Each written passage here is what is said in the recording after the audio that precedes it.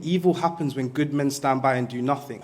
Whenever I talk about prison, I like to start with a quote from Nelson Mandela, and it goes something like, "Don't judge a nation by how it treats its highest citizens, judge a nation by how it treats its lowest. If you want to know the truth of a nation, go inside its prison walls."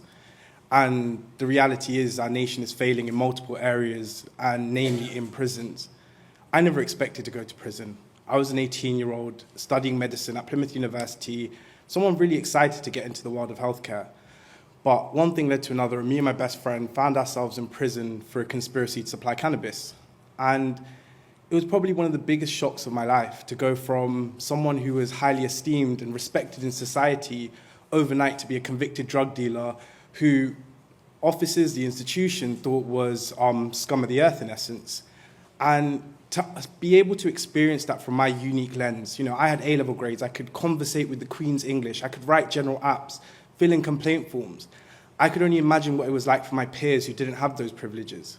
Imagine being illiterate, suffering from severe mental health, being abused by your primary caregivers, being let down by institutions from the moment you were born, whether that was healthcare or the job centre or the local authority, to end up in a place where you're caged. Your voice is now less than it was on the outside, and the only people who can witness it are people like the people sitting in this room.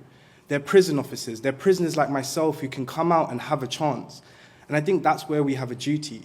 We have a duty of care to the people in our prisons because ultimately they're a shadow of our society. Something you mentioned about religious beliefs, right?